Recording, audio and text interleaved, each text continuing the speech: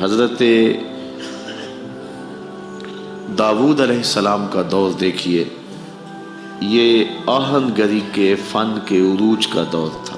لوہے کو گرم کر کے، نرم کر کے، اس کو ڈھال کر کے مختلف صورتیں، ظروف بنانے کی عادتیں تھیں قوم کی اور مزاج تھا۔ تو اللہ تعالیٰ جل شانہ نے حضرت داؤد علیہ السلام کو یہ معجزہ دیا کہ جب وہ لوہے کو ہاتھ میں لیتے موم کی طرح نرم ہو جاتا، پھر اس کی زرہیں بناتے یا اور جو چیز بنانا چاہتے وہ بنا لیتے۔ چونکہ لوہے کے فن کا عروج تھا تو جو معجزہ دیا گیا وہ اس دور کی مطابقت میں عطا کیا گیا۔ حضرت عیسیٰ علیہ السلام کا دور دیکھیے، یہ طب یونانی کے عروج کا دور تھا۔ حکیم بقراط، سقراط، حکیم افلاطون، حکیم جالینوس، ان لوگوں نے ہر مرض کی تدبیر، تشخیص اور علاج معالجہ دریافت کر لیا تھا۔ صرف 3 امراض کا علاج ان سے نہیں ہو سکا تھا۔ مادرزاد اندھے کی آنکھوں میں روشنی نہیں بھر سکتے تھے، کوڑی کے جسم کو شفا نہیں دے سکتے تھے، تیسرا ان کے پاس موت کا علاج نہیں تھا۔ باقی یونانی اطباء نے ہر مرض کا علاج دریافت کر لیا تھا۔ جب حضرت عیسیٰ علیہ السلام تشریف لائے تو حضرت عیسیٰ علیہ السلام کے دور میں طب کا عروج تھا، تو اللہ تعالیٰ نے انہیں جو معجزات عطا فرمائے وہ یہ تھے کہ انہیں ید بیضا دیا اور انہیں یہ طاقت دی کہ جب وہ کسی نابینے کی آنکھوں پہ ہاتھ رکھتے تھے تو اس کی آنکھوں میں روشنی آ جاتی تھی۔ جب کسی کوڑی کے جسم پہ اپنا دست نور پھیرتے تھے تو اس کو شفا مل جاتی تھی۔ مردے کو ٹھوکر مارتے تھے، وہ اٹھ کے باتیں کرنے لگ جاتا تھا۔ طب یونانی میں ان 3 امراض کا علاج نہیں تھا، تو اللہ نے اپنے نبی کو ان 3 امراض کا علاج دے کر کے مبعوث فرمایا۔ مختلف انبیاء علیہ السلام کے ادوار اور ان کو دیے گئے معجزات اور اس دور کا بانکپن، اٹھان اور عروج دیکھیے، پھر مطابقت کیجئے، آپ کو ایسا ہی ملے گا۔ جس دور میں جس چیز کا عروج رہا ہے، نبی کا معجزہ اس فخر کو، اس افتخار کو توڑتا ہوا دکھائی دیتا ہے۔ میرے اور آپ کے آقا و مولا جب تشریف لائے، جلوہ فراز ہوئے، تو اس وقت زبان و بیان کا عروج تھا۔ گھر گھر شاعر اور ادیب پائے جاتے تھے۔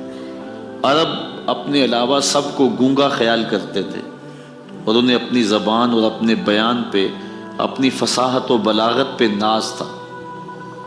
تو اللہ تعالیٰ نے اپنے محبوب کو سب سے بڑا معجزہ قرآن دیا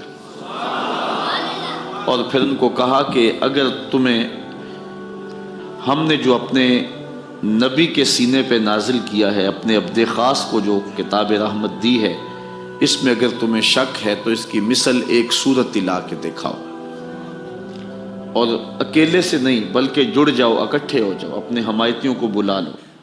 اور پھر کہا اگر تم نہیں لا سکے تو کبھی بھی نہیں لا سکو۔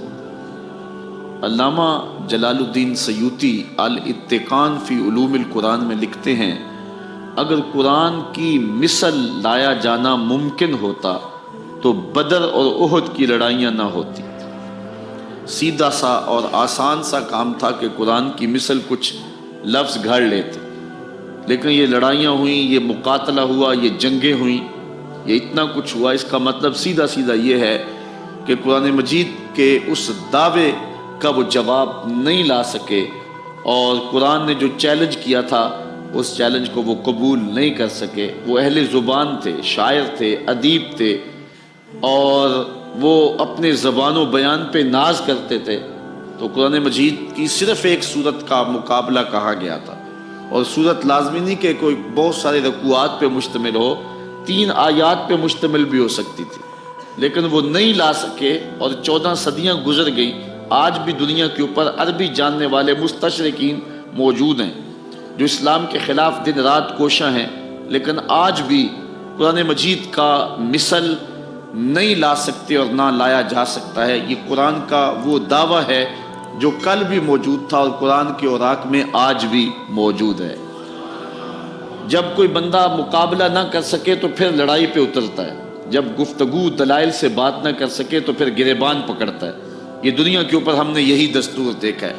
یہ بدبخت اور ملعون پادری نے جو انتہائی بدبودار اور متعفن کام کیا ہے کہ کتاب رحمت قرآن مجید کے ایک نسخے کو آگ لگائی، تو یہ اصل اس کی بے بسی کی دلیل ہے، کیونکہ اس کتاب کا مقابلہ نہیں ہو سکتا۔ اس سے قبل انہی یہود و نصارہ نے مل کر کے ڈاکٹر شروش کو ملینز اور بلینز ڈالر دے کر کے اس کو جو ہے وہ کتاب رحمت قرآن مجید کے مقابلے کے لیے ابھارا، اور اس نے مسلسل 7 سال کی محنت کے بعد الفرقان الحق کے نام سے ایک کتاب لکھی، اور اس کے بارے میں یہ دعویٰ کیا کہ یہ ہم نے قرآن مجید کا مقابلہ کر دیا ہے، اور جو قرآن نے چیلنج کیا تھا کہ ایک صورت لاؤ، ہم اس کتاب کے مقابلے میں پوری کتاب لے آئے ہیں۔ تو ڈاکٹر شروش کی یہ کتاب، جس کو الفرقان الحق کے نام سے آپ نیٹ پہ دیکھ سکتے ہیں،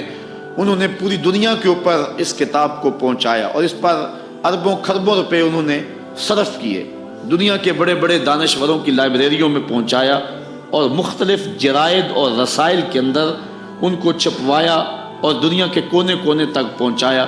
لیکن جب اہل علم نے اس کتاب کو، جس کا نام الفرقان الحق رکھا، جب دیکھا تو ردی کی ٹوکری میں پھینک دیا کہ کہاں قرآن کی عظمت اور کہاں یہ بے تکی باتیں۔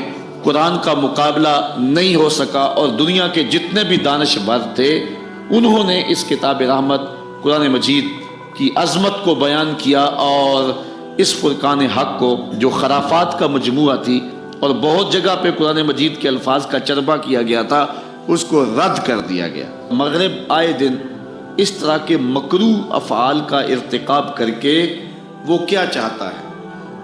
آزادی اظہار کے نام سے جو تماشا کیا جاتا ہے، ابھی حال ہی کے اندر کسی نے اوباما کو بن مانس کی اولاد کہہ دیا، تو وہاں شور مچا ہوا ہے۔ آپ اخبارات میں دیکھ رہے ہیں کہ وہاں شور مچا ہوا ہے کہ وہ شخص جس نے یہ بات کہی ہے وہ مستعفی ہو جائے۔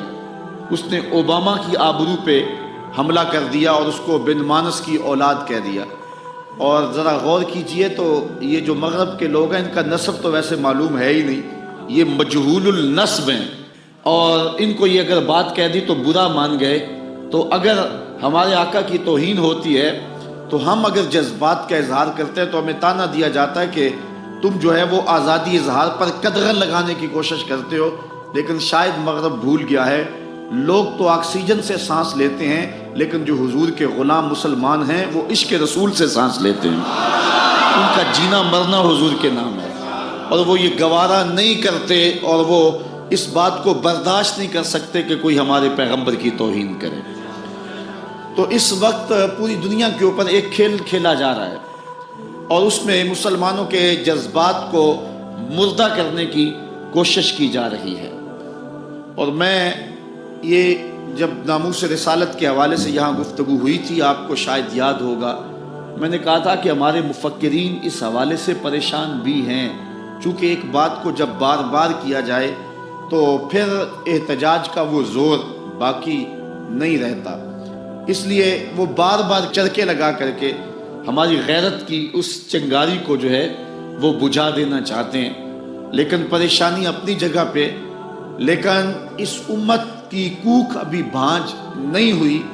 جب زبانیں کھلنے لگیں گی اور ہم اپنے آپ کو کمزور سمجھتے رہیں گے، لیکن اللہ تعالیٰ اپنے دین کی، اپنے نبی کی اور اپنے محبوب کی آبرو کی حفاظت کے لیے الوہی اہتمام بھی کرتا رہے گا۔ وہ تو اتنا غالب ہے کہ بابیلوں سے ہاتھی مروا دیتا ہے، وہ تو لنگڑے مچھر سے نمرود کے فخر کو توڑ دیتا ہے۔ اور آپ یہ تاریخ نوٹ کریں کہ گستاخان رسول کو جن لوگوں نے کیفر کردار تک پہنچایا ہے، وہ بڑے بڑے علماء اور فقہا نہیں گزرے۔ کوئی لوہار کی دکان سے اٹھا، اور کوئی جو ہے وہ پولیس کا ایک عام ملازم تھا اور اس نے حد کر دی۔ تو جن لوگوں نے بھی یہ کام کیے ہیں تو تو وہ کوئی علماء اور بڑے بڑے صلحاء نہیں تھے۔ اللہ تعالیٰ کی عادت یہ ہے کہ جو لوگ حضور کی توہین میں اپنا منہ کھولے تو اللہ تعالیٰ جل شانہ ایسے لوگوں سے جو ہے ان کا کلا کما کروا دیتا ہے، اور دنیا کو یہ بتلا دیا ہے کہ اگر تم کسی کے مذہب اور عقیدت پہ حملہ کرو گے تو پھر کسی کی کوئی سیکورٹی باقی نہیں ہوگی۔ اور بڑے بڑے حکمران اور بڑے بڑے تخت و تاج والے جن کی اتنی اتنی لمبی زبانیں ہو گئی تھیں، ایک قدم اٹھایا ہے جو ہے وہ پولیس کے ایک ملازم نے، جس کو ممتاز قادری سے دنیا یاد کرتی ہے۔